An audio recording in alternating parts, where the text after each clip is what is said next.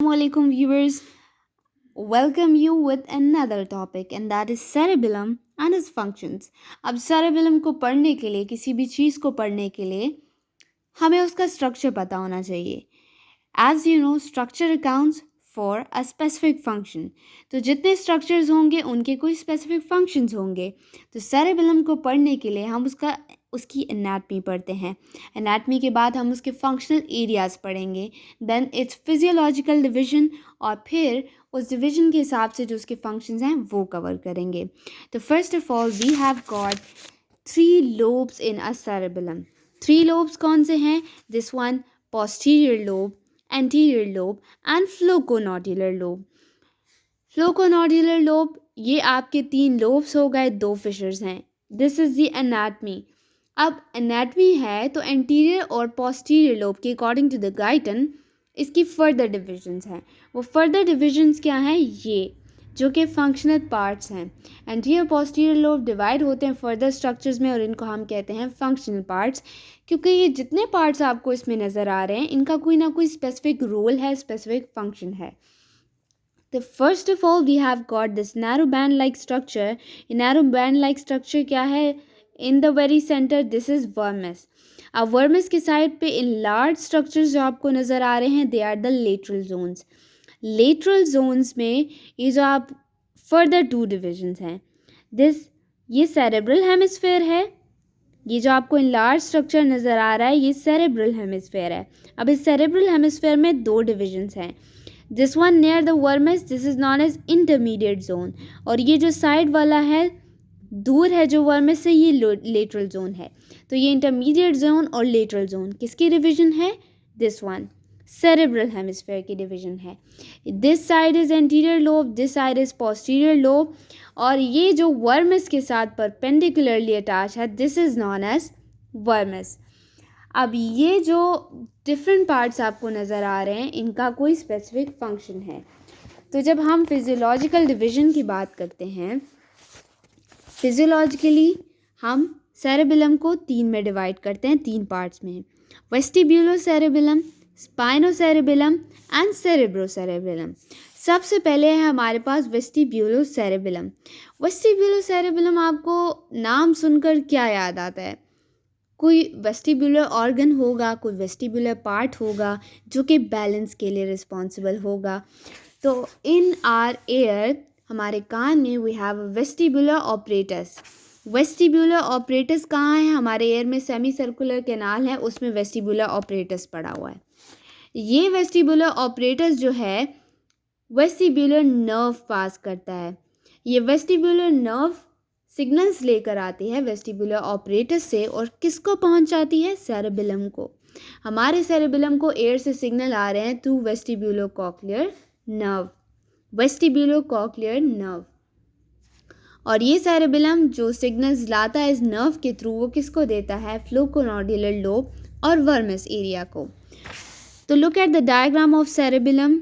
ये वर्मस एरिया है, ये फ्लोकोनोडुलर लोब है.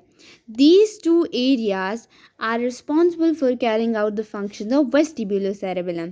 तो इसलिए we say कि vestibular cerebellum involves vermis area, this is S, vermis area and flocconodular lobe. ये जो है सिग्नल्स लाते हैं पोस्चर के और इक्विलिब्रियम के.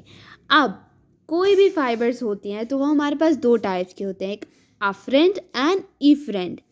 तो अफरेंट फाइबर्स जो आ रहे हैं वेस्टिब्यूलर सेरेबेलम को वो वेस्टिब्यूलर कॉक्लियर नर्व से और वेस्टिब्यूलर ऑपरेटस. वेस्टिब्यूलर ऑपरेटस जो हमारे एयर में है वो वेस्टिब्यूलर नर्व के थ्रू अफरेंट सिग्नल्स ला रहा है सेरेबेलम के पास. And then we have efferent signals. तो इफरेंट सिग्नल्स कहाँ से आ रहे हैं? इसी वर्मस एरिया में डीपली सिचुएटेड एक वेस्टिजियल न्यूक्लियाई होता है. वेस्टिजियल न्यूक्लियाई डीपली प्रेजेंट होता है और ये सिग्नल्स लाता है कौन से? Efferent signals. अफरेंट कौन ला रहा है और इफरेंट कौन ला रहा है? दोनों मैंने आपको क्लियर कर दिया. अब बात करते हैं पोस्चर एंड इक्विलिब्रियम की. तो पोस्चर और इक्विलिब्रियम की क्या बात है? पोस्टरल मूवमेंट्स क्या हैं? पोस्टरल मूवमेंट्स में ज़्यादातर हमारे पास डायनामिक इक्विलिब्रियम आता है. इक्विलिब्रियम की वी हैव गॉट 2 टाइप्स. ठीक है, एक स्टैटिक एक डायनामिक।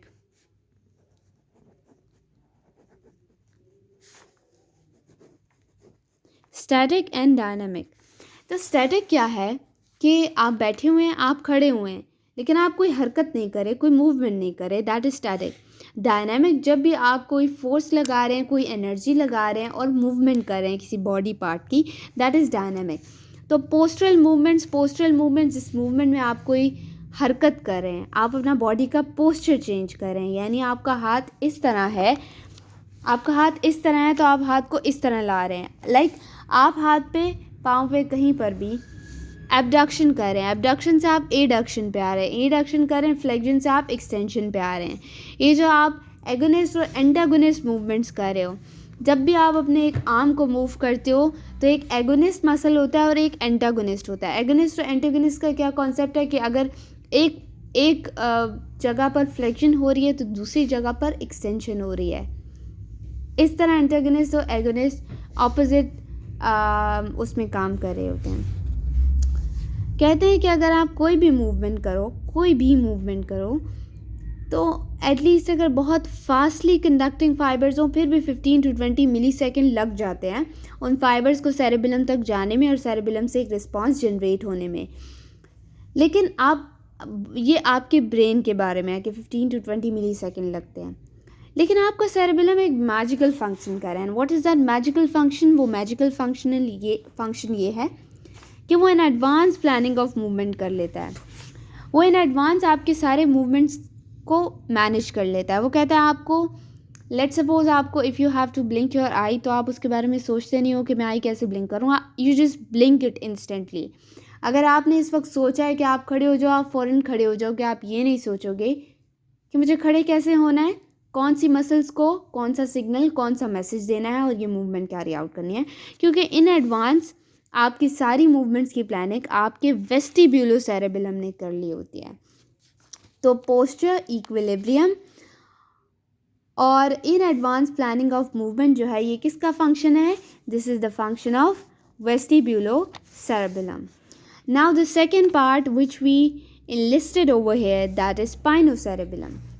अब स्पाइनोसेरेबेलम में आपके कौन से, वहाँ पर फ्लोकोनॉड्यूलर लोब और वर्मस इन्वॉल्व था। यहाँ पे कौन से हैं? Vermis and the intermediate portion. Intermediate portion कौन सा था? ये वाला जो कि नियर टू वर्मस था, ये इंटरमीडिएट पोर्शन था। ये वाला पोर्शन, ये इंटरमीडिएट पोर्शन था। तो ये जो इंटरमीडिएट पोर्शन है, ये बेसिकली कंट्रोल करता है distal movement of your limbs को। आपके लिम्स की कोई भी डिस्टली मूवमेंट करनी है, उनको कौन कंट्रोल कर रहा है? इंटरमीडिएट। अब यहाँ पे आपने बेसिक चीज़ें समझनी है, पिक करनी है, ताकि आपको इनके फंक्शंस याद रहें। अब स्पाइनोसेरेबेलम में क्या है? स्पाइनोसेरेबेलम में ये है, ये आपका स्पाइनोसेरेबेलम है, ये दो तरह के सिग्नल्स को कंट्रोल कर रहा है। वो दो तरह की क्या है कि एक तो ये सिग्नल देता है मोटर कॉर्टेक्स को, और मोटर कॉर्टेक्स को बताता है कि ये जो मूवमेंट होनी है इसमें इतनी फोर्स लगनी चाहिए, इतना टाइम और इतनी इंटेंसिटी। एक सिग्नल इसको दे रहा है। दूसरा सिग्नल ये किसको दे रहा है? पेरिफेरल बॉडी को। पेरिफेरल बॉडी कोई भी है। कौन है पेरिफेरल बॉडी? आपका अपना हाथ जिसमें आप मूवमेंट परफॉर्म कर रहे हो, ये आपकी पेरिफेरल बॉडी है। एक सिग्नल ये मोटर कॉर्टेक्स को दे रहा है और एक पेरिफेरल बॉडी से इसको आ रहा है। एक सिग्नल ये मोटर कॉर्टेक्स को कि एक उसको कह रहा है कि आपने इस तरह से इस मूवमेंट को परफॉर्म करना है, और एक जो है पेरिफेरल बॉडी को, पेरिफेरल बॉडी से फिर एक सिग्नल आता है, यानी कि एक वो सिग्नल है कि आपने काम इस तरह करना है, और एक वो सिग्नल है जो कि कह रहा है ये काम हो गया है, इतनी इंटेंसिटी पे हो चुका है, this work is now done. तो इज़ दिस राइट और नॉट? मतलब ये आपको जितना रिक्वायर्ड था, अब सेरेबेलम ये देखेगा कि जितना वर्क रिक्वायर्ड था, ये जितना करना चाहिए था, जितना मैंने मोटर कॉर्टेक्स को बोला था, उतना हाथ ने परफॉर्म किया कि नहीं किया। एंड इफ़ नॉट, अगर वो दोनों सिग्नल्स मैच नहीं कर रहे, जो कि मोटर कॉर्टेक्स को गए और जो हैंड से आ रहे हैं, अगर वो मैच नहीं कर रहे, तो ये सारा कुछ तो कौन कंट्रोल कर रहा था? आपके ब्रेन के सब कॉन्शियस सेंटर्स कंट्रोल कर रहे थे। सब कॉन्शियस यानी जो आप सोचते नहीं हो और बस काम करते जाते हो। लेकिन इन दिस केस कि जब ये दोनों सिग्नल्स मैच नहीं कर रहे, जो मोटर कॉर्टेक्स को गए और जो हैंड को, अगर ये मैच नहीं कर रहे, तो फिर क्या होगा? तो फिर ये जो आपका स्पाइनोसेरेबेलम है, ये करेक्टिव सिग्नल्स भेजेगा। करेक्टिव सिग्नल्स भेजेगा हाथ को और मोटर कॉर्टेक्स को। मोटर कॉर्टेक्स को इस तरह के हाथ को ये सिग्नल भेजेगा कि ये मूवमेंट आपको इस तरह करनी है कि आप इसको तेज़ कर लें, इसकी इंटेंसिटी को तेज़ कर लें या इसकी इंटेंसिटी को कम कर लें।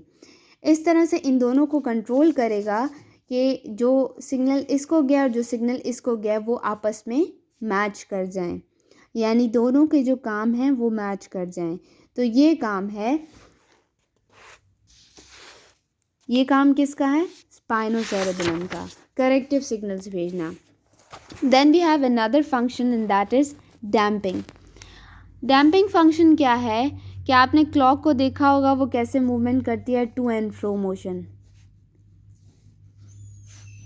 To and fro motion, pendulum motion. Damping क्या है? डैम्पिंग फंक्शन क्या है कि हमारी बॉडी के जो मोस्टली मोशंस होते हैं वो होते हैं पेंडुलर, यानी टू एंड फ्रो मोशंस, और विद इन पेंडुलर की तरह होते हैं, टू एंड फ्रो मोशन होते हैं।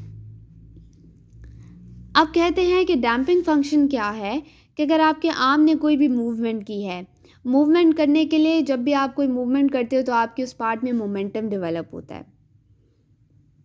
Momentum P is equal to mv, जो आपने पढ़ा भी होगा, मास इनटू वेलोसिटी।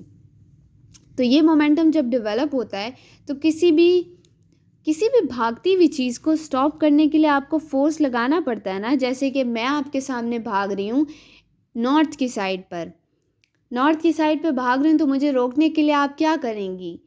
नॉर्थ में ही आप मेरे ऑपोजिट डायरेक्शन में फोर्स लगाएंगी ना, यानी कि मैं आपकी तरफ भागती हुई आ रही हूँ और आपको मुझे रोकना है, तो आप मुझे ऑपोजिट डायरेक्शन में पुश करेंगी ना ताकि मैं रुक जाऊँ। लेट्स सपोज ये एक चीज़ जा रही है इस डायरेक्शन में, मुझे इसको रोकना है। ये कोई भी कार है, ये इस डायरेक्शन में जा रही है। If I want to stop its motion, तो मैं इसको इस डायरेक्शन में धक्का लगाऊंगी, एक पुश दूंगी। मैं इस डायरेक्शन में इसको धक्का लगाऊंगी और इसको रोकने की कोशिश करूंगी कि स्टॉप राइट हेयर, तो ऑपोजिट डायरेक्शन में मैं लगा रही हूँ। इसी तरह क्या होता है कि जब ये बॉडी ये इस डायरेक्शन में जा रही है और मेरा सेरेबेलम कहता है कि मैंने इसको स्टॉप करना है, इसकी मूवमेंट को स्टॉप करना है, क्योंकि हर मूवमेंट को स्टॉप तो करना होता है, it can not be continue for ever. तो इसको स्टॉप करने के लिए फोर्स कहाँ लगती है? इस डायरेक्शन में लगती है, ऑपोजिट डायरेक्शन में। ये एक बॉडी इधर जा रही है, इसको अपनी जगह पर वापस लाने के लिए ऑपोजिट डायरेक्शन में एक इसको लेकर जाएंगे और फिर ये फोर्स यहाँ वापस आ जाएगी। तो this is the function of cerebellum, कि ये इसको स्टॉप कैसे करता है। अब इसको स्टॉप करने के लिए कोई, अब अगर लेट्स सपोज आपका सेरेबेलम डिस्ट्रॉय हो गया, आपका सेरेबेलम काम नहीं कर रहा। जब आपका सेरेबेलम काम नहीं कर रहा तो ये फोर्स स्टॉप होने की बजाय यहाँ जाएगी, फिर यहाँ जाएगी, फिर यहाँ जाएगी, फिर यहाँ जाएगी। स्टॉप नहीं हो रही, ये स्टॉप नहीं हो पा रही। तो ये इस तरह, इस तरह, इस तरह, इस तरह, इस तरह, ये इस तरह चक्कर काटती रहेगी until it finally stops।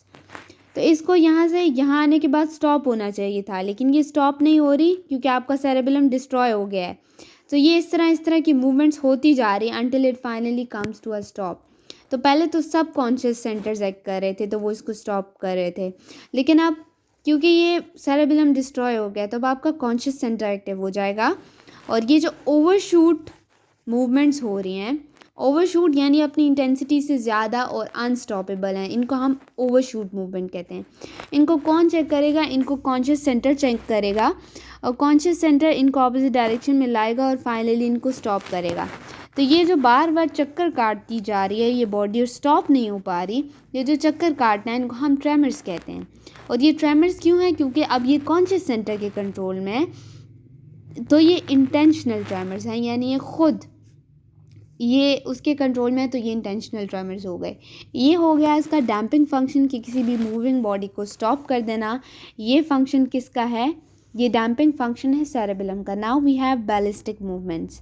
Ballistic movements वो मूवमेंट्स हैं जो कि इंस्टेंटली, रैपिडली और प्री प्लान मूवमेंट्स हों। यानी कि आपने टाइपिंग करनी है, टाइपिंग लेट्स सपोज आप कर रहे हो ABCDFG, आप फ़ौरन टाइप करते जा रहे हो, आप सोच नहीं रहे कि अगर आपको A टाइप करना है आप A टाइप करते हो, B करना है, C करना है, आप ये नहीं है। लेकिन अब लेट्स सपोज आपका ये सेरेबेलम डिस्ट्रॉय हो चुका है, लेट्स सपोज आपका सेरेबेलम डिस्ट्रॉय हो गया है, तो अब आप एक वर्ड टाइप करोगे ए, उसके बाद बहुत देर सोचते रहोगे कि इसके आगे मैं क्या लिखूं, उसके बाद कहीं जाके आप बी लिखोगे, क्योंकि आप कंट्रोल किसके हाथ में चला गया, आपके कंट्रोल चला गया आपके कॉन्शियस सेंटर्स के हाथ में, आपका सेरेबेलम डिस्ट्रॉय हो चुका है। तो once your cerebellum is destroyed, control आपका उनके हाथ में चला गया कॉन्शियस सेंटर्स से, तो it would take much time, your movement ballistic movements will be slow, force जो होगी वो ज़्यादा रिक्वायर्ड होगी और ये सारा काम आपका ख़राब हो जाएगा। Then we have cerebrocerebellum, the very last part. Cerebrocerebellum, ये जो आपका लेटरल जोन था, ये बिल्कुल लेटरल जोन जो था ये है आपका सेरेब्रोसेरेबेलम। ये जो बिल्कुल लेटरल जोन था सबसे बड़ा वाला, ये है सेरेब्रोसेरेबेलम। इसमें प्रेजेंट होता है डेंटेट न्यूक्लियस। डेंटेट न्यूक्लियस क्या करता है, सीक्वेंशियल मूवमेंट्स को कंट्रोल करता है। सीक्वेंशियल मूवमेंट्स लेट सपोज क्या है, आप एक जगह पर बैठी हुई हैं, अब आपने उठ के यहाँ से किचन तक जाना है, तो यहाँ से आपने कैसे उठना है, किचन में जाना है वॉक करते हुए, और कैसे वापस आना है, सीक्वेंशियल डिफरेंट सीक्वेंसेस कि आपने एक मूवमेंट है, ये सारी आपकी प्री प्लान्ड होती हैं ऑलरेडी सेरेब्रोसेरेबेलम में। तो जब आपका ये सेरेब्रोसेरेबेलम डिस्ट्रॉय हो जाता है, तो क्या एक टर्म यूज़ की गई है बुक में, failure of smooth progression of movement, यानी स्मूथली जो आप पोस्चर चेंज कर रहे थे विद द सीक्वेंस, जो आप सीक्वेंशियल मूवमेंट्स कर रहे थे वो आपकी डिस्ट्रॉय हो जाती हैं। वो किस तरह से डिस्ट्रॉय होती हैं, दो तरह से, एक तो इसमें विजुअल फिनोमेना आता है, एक ऑडिटरी फिनोमेना आता है।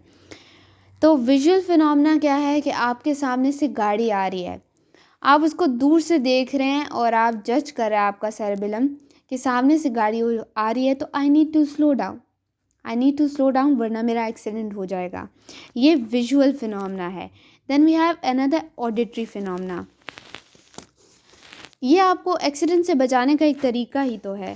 Then we have auditory phenomena. Auditory phenomena में क्या होता है कि आपको कहीं से दूर से आवाज़ आ रही है, लेट्स सपोज एक एनिमल जो कि दूर से आवाज़ सुनता है कि शायद हंटर मेरी तरफ आ रहा है, कदमों की आवाज़ आ रही है, तो अगर उसको वो आवाज़ ना आए तो वो ख़ुद को बचा सकता है, नो, वो ख़ुद को बचा नहीं सकता, क्योंकि उसका ये सेंटर ही काम नहीं कर रहा है। लेट्स सपोज सेरेब्रोसेरेबेलम या सेरेब्रम उसमें डिस्ट्रॉय हो गया है, तो ना तो ये विजुअल फिनोमेना उसमें काम करेगा, ना ऑडिटरी फिनोमेना। कार आके आपको हिट कर जाएगी लेकिन आपको समझ नहीं आएगी, क्योंकि आपका विजुअल फिनोमेना ही डिस्ट्रॉय हो चुका होगा। ऑडिटरी फिनोमेना, आपको आवाज़ नहीं आ रही, दूर से एक चीज़ आपकी तरफ आ रही है लेकिन आपको आवाज़ नहीं आ रही, एक चीज़ को आप देख नहीं पा रहे, सुन नहीं पा रहे, तो आप किस तरह उसको रिस्पॉन्ड करोगे। तो this was all about physiological division of cerebellum. हमने उसके लोब्स पढ़ लिए, उसके डिविजन्स पढ़ लिए along with its functions. That's it for this.